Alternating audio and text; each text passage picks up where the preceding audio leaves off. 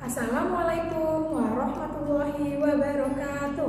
Hello student, how are you today? I hope you all in a good condition.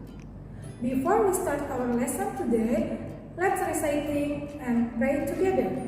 Bismillahirrahmanirrahim. Rabbi zidni ilma warzuqni fahma. Amin ya rabbal alamin. Today we are going to learn math. Please focus and look at our material carefully. Matematika, sifat-sifat operasi hitung bilangan bulat. Tujuan pembelajaran hari ini yaitu peserta didik dapat menjelaskan dan menggunakan konsep bilangan bulat negatif, termasuk menggunakan garis bilangan, untuk menyatakan situasi sehari-hari. Sifat-sifat operasi hitung bilangan bulat. Sifat-sifat operasi hitung bilangan bulat dapat digunakan untuk mempermudah kita melakukan perhitungan. Sifat-sifatnya dibagi menjadi 3. Yang pertama, sifat komutatif, yang kedua, sifat asosiatif, dan yang ketiga, sifat distributif. Mari kita bahas satu persatu.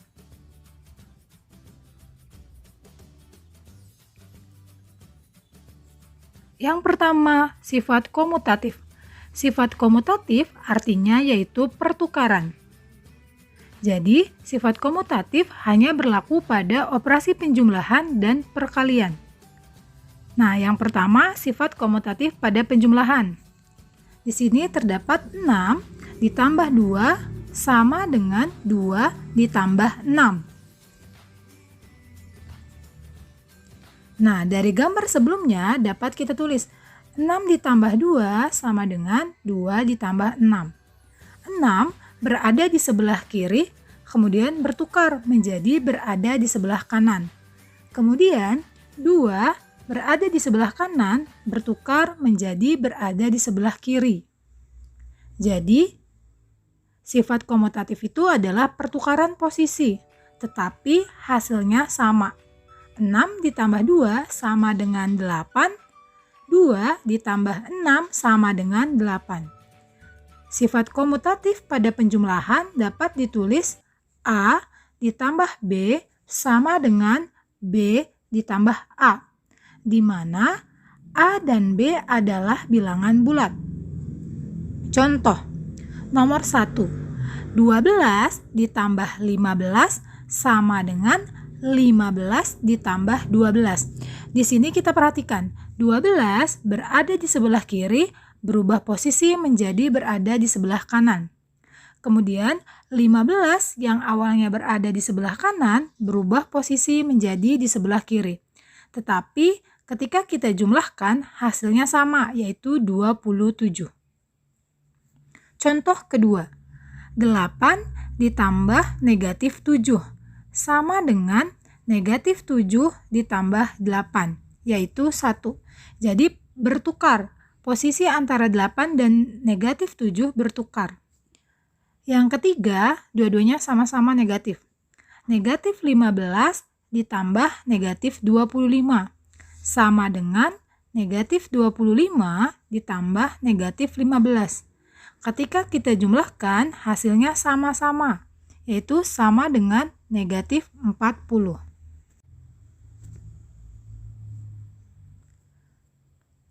Sifat komutatif yang berlaku pada perkalian. Ingat ya, sifat komutatif hanya berlaku pada penjumlahan dan perkalian. Perhatikan ilustrasi berikut. 4 dikali 2 hasilnya sama dengan 2 dikali 4. Bisa dilihat, di sini terdapat perubahan posisi. 4 dikali 2 itu sama dengan 2 dikali 4. 4 sebelah kiri berubah ke sebelah kanan, 2 di sebelah kanan berubah ke sebelah kiri. Jadi, sifat komutatif pada perkalian dapat ditulis A dikali B sama dengan B dikali A, di mana A dan B adalah bilangan bulat. Perhatikan contoh berikut. Nomor 1, 8 dikali negatif 7. Maka berubah posisinya menjadi negatif 7 dikali 8. Hasilnya 7 dikali 8 adalah 56, jadi negatif 56. Yang kedua, 12 dikali 15 sama dengan 15 dikali 12. Jadi posisinya bertukar. Hasilnya sama dengan 180. Contoh yang ketiga, sama pengerjaannya dengan yang pertama dan kedua. Negatif 15 dikali negatif 25. Negatif 15 berada di kiri, berubah menjadi di kanan. Jadi negatif 25 dikali negatif 15 sama dengan 375. Kenapa positif? Karena negatif dikali negatif sama dengan positif.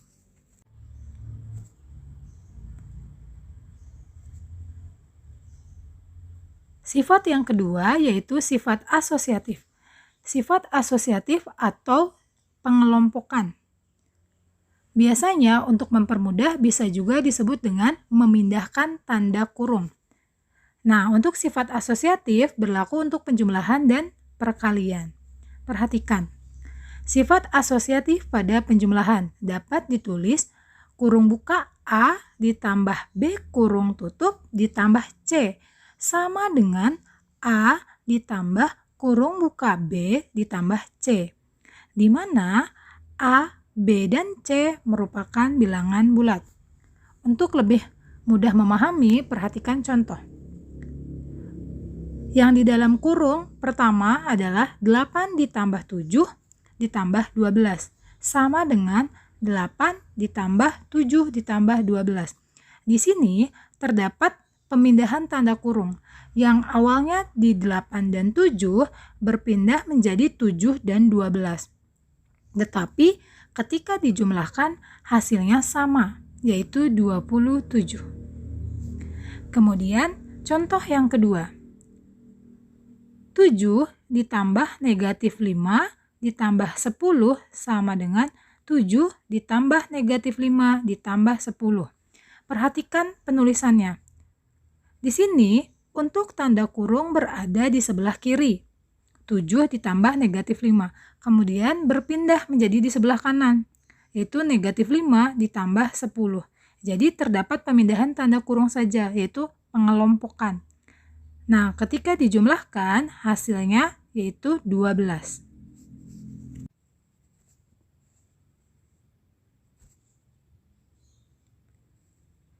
Yang B, sifat asosiatif pada perkalian.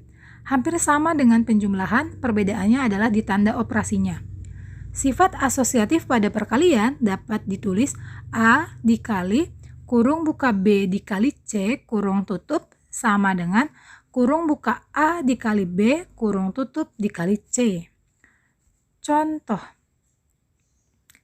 Yang pertama, 5 dikali 2 dikali 8. Nah, di sebelah kiri sama dengan yang diberikan tanda kurung adalah 2 dan 8.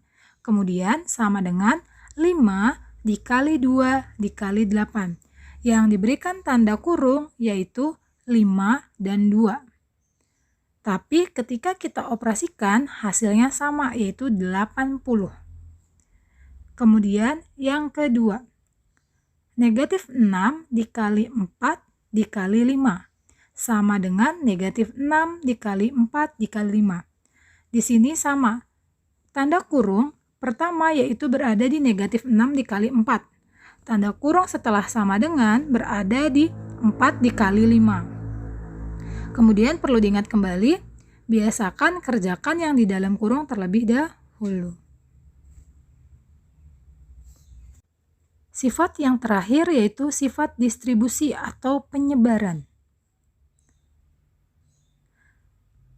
Sifat distribusi penyebaran ada dua, yang akan kita bahas pertama yaitu sifat distributif perkalian terhadap penjumlahan. Nah, sifat distribusi perkalian terhadap penjumlahan dapat ditulis A dikali dalam kurung B ditambah C sama dengan A dikali B ditambah A dikali C. Jadi masing-masing A-nya dikalikan dengan yang berada di dalam kurung. Atau kita sebar. Nah, A, B, dan C merupakan bilangan bulat. Contoh, nomor 1.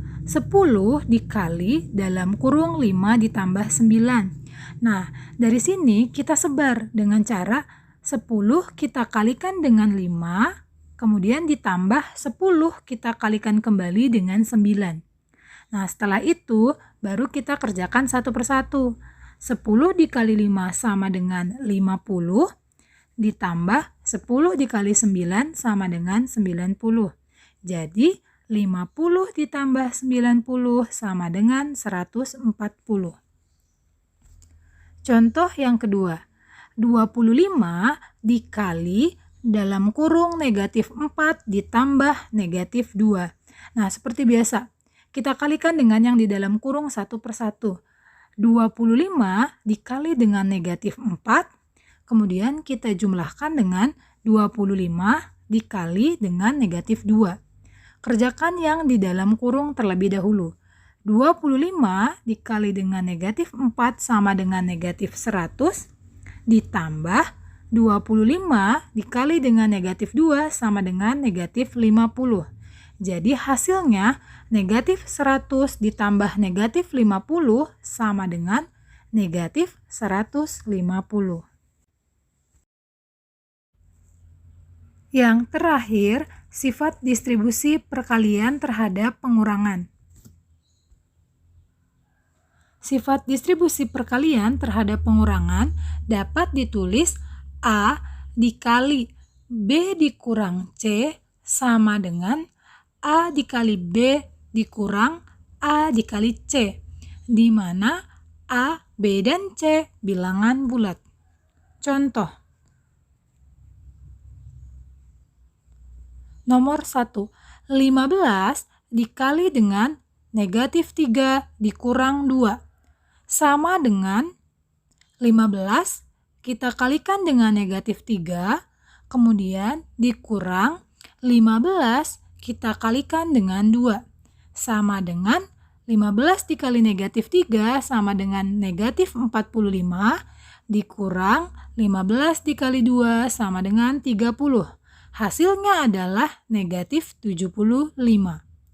Nomor 2, 10 dikali dengan negatif 7 dikurang 3 sama dengan 10 kita kalikan terlebih dahulu dengan negatif 7 dikurang 10 dikali dengan 3. Hasilnya adalah 10 dikali negatif 7 sama dengan negatif 70 dikurang 10 dikali 3 hasilnya adalah negatif 30. Maka hasil seluruhnya adalah negatif 100. Semoga kalian dapat memahami materi hari ini. Thank you for your attention. I hope you all understood our material today. Let's close our lesson today by reciting Hamdalah together. Alhamdulillahirabbil alamin. Wassalamualaikum warahmatullahi wabarakatuh.